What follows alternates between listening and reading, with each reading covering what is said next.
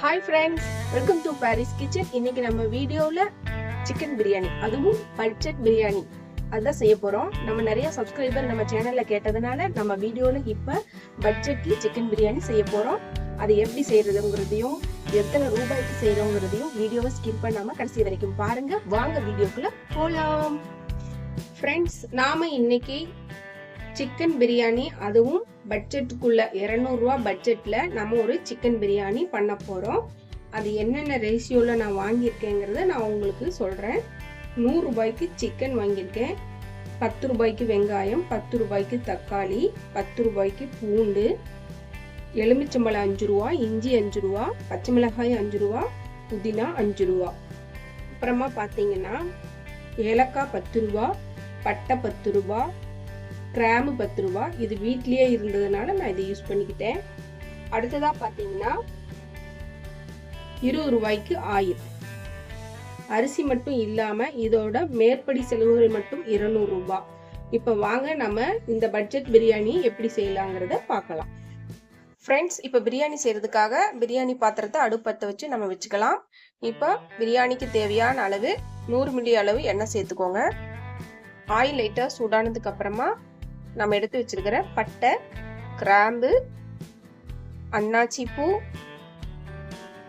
கூடவே பார்த்தீங்கன்னா சோம்பு, இப்போ நம்ம பொடியா கட் பண்ணி வச்சிருக்கிற வெங்காயம், 3 பெரிய வெங்காயம். வெங்காயம் எந்த அளவுக்கு நம்ம சேர்த்திக்கிறோமோ அந்த அளவுக்கு பிரியாணி டேஸ்டா இருக்கும். இப்போ பட்ஜெட் பிரியாணிங்கிறதுனால நம்ம ஒரு 3 மீடியம் சைஸ்ல வெங்காயம் சேர்த்துருக்கோம். இது நல்லா ஆயில்ல வதக்கி விடுங்க. நல்லா கலர் மாதிரி இந்த மாதிரி வத்தி வர வரைக்கும் வதக்கி விடுங்க. இப்போ 4 பச்சை மிளகாய் சேர்த்துக்கலாம். அதையும் நல்லா ஆயில்ல கலந்து விட்டுக்கோங்க. அடுத்தது இஞ்சி பூண்டு பேஸ்ட்டு 2 டீஸ்பூன் அளவு நான் சேர்த்துக்கிறேன். அதையும் நல்லா சிம்மில் வச்சு கலந்து விட்டுக்கோங்க. அடி பிடிக்காம பார்த்துக்கோங்க. பிரியாணி செய்கிறது ரொம்ப ஈஸி தாங்க ஃப்ரெண்ட்ஸ். ஆனால் நம்ம கூடவே பக்கத்திலே இருந்து செய்யணும். அப்போ தான் நல்லா பக்குவமாக வரும், இல்லைன்னா அடி பிடிச்சிடும். பாருங்கள், இஞ்சி பூண்டு பேஸ்ட் நல்லா வதங்கி வந்துடுச்சு. அடுத்ததாக பார்த்தீங்கன்னா புதினா, நல்லா வாசனைக்காக புதினா சேர்த்துக்கோங்க. நம்ம 2 டம்ளர்ல செய்யறதுனால இந்த அளவு போதுமானதா இருக்கும்.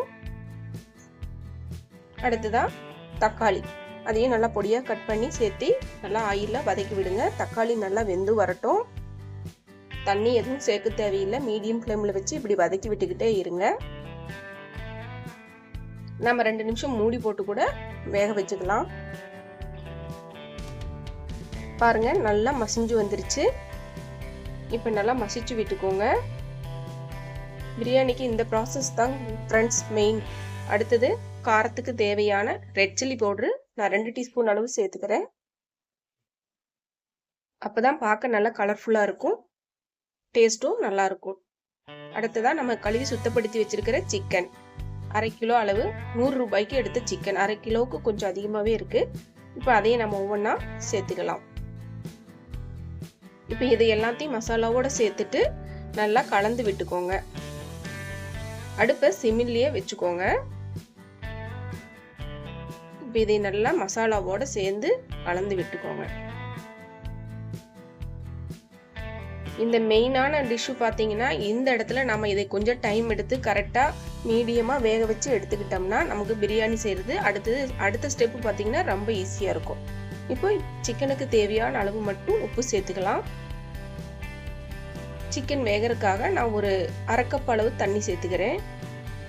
ஹை ஃப்ளேமில் வைக்காம கொஞ்சம் மீடியம் ஃப்ளேம்லேயே வச்சு நல்லா வேக விடுங்க. தண்ணி வந்து நல்லா மசாலாவோட கலந்து வர மாதிரி ஒரு தடவை நம்ம நல்லா கலந்து விட்டுக்கலாம். உப்பு, தண்ணி, மசாலா எல்லாத்தையும் ஈவனாக கலந்து விட்டுக்கோங்க. இப்போ நம்ம இதையே ஒரு மீடியம் ஃப்ளேமில் வச்சு நல்லா வேக வைக்கணும். இடைக்கு ஒரு தடவை நீங்கள் எடுத்து கலந்து விட்டுக்கோங்க. இந்த மாதிரி இல்லைன்னா தண்ணி கம்மியாக அடி பிடிக்க சான்ஸ் இருக்கு.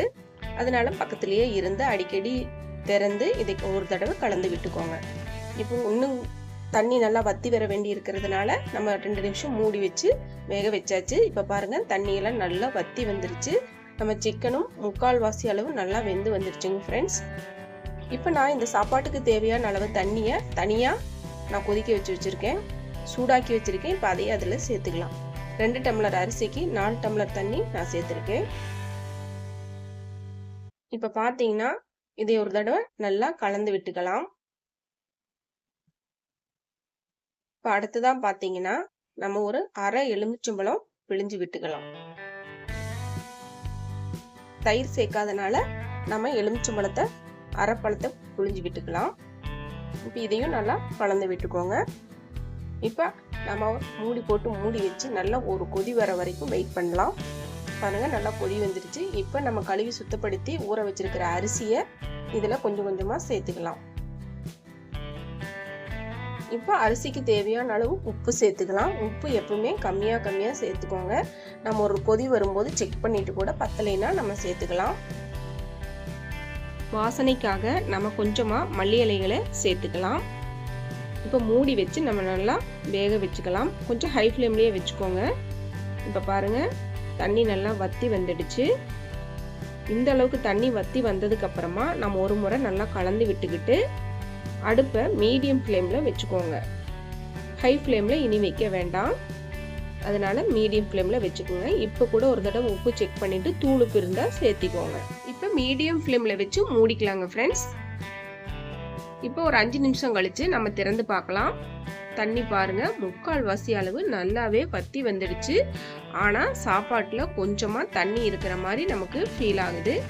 இந்த ஸ்டேஜில் நம்ம அடுப்புலேயே வச்சுருந்தோம்னா கண்டிப்பாக அடி பிடிக்கும். இப்போ மூடி வச்சுட்டு நம்ம தம் போட்டுக்கலாங்க ஃப்ரெண்ட்ஸ். ஒரு தடவை நல்லா கலந்து விட்டுக்கோங்க. இப்போ மூடி வச்சாச்சு. அடுத்ததான் தம் போட்டுக்கலாம். இந்த பாத்திரத்தை இறக்கிட்டு ஒரு தோசைக்கல் வச்சுக்கோங்க. இப்போ இது மேலே நம்ம பிரியாணி பாத்திரத்தை வச்சுக்கலாம். அதுக்கு மேலே ஒரு நல்ல வெயிட்டான இந்த மாதிரி இடிகள் இருந்தால் கூட வச்சுக்கோங்க. அடுப்பை சிம்மில் வச்சுக்கோங்க மஸ்டா. இப்போ ஒரு 5 நிமிஷம் கழிச்சு நம்ம திறந்து பார்க்குறோம். பாருங்க, சாப்பாடு சூப்பராக நம்ம டேஸ்டியான சிக்கன் பிரியாணி, அதுவும் பட்ஜெட் பிரியாணி செமையா நல்ல கமகமன்னு வாசனையோட ரெடி ஆயிடுச்சு ஃப்ரெண்ட்ஸ். பாருங்க, சாப்பாடு ஒன்னோடு ஒன்று ஒட்டாம நல்லா சூப்பராக இருக்கு. நீங்களும் இதே மாதிரி ட்ரை பண்ணி பாருங்க. சிக்கன் நல்லா பூ போல வெந்திருக்குதுங்க ஃப்ரெண்ட்ஸ். வாங்க இப்போ நம்ம ஒரு பிளேட்டில் சர்வ் பண்ணிக்கலாம்.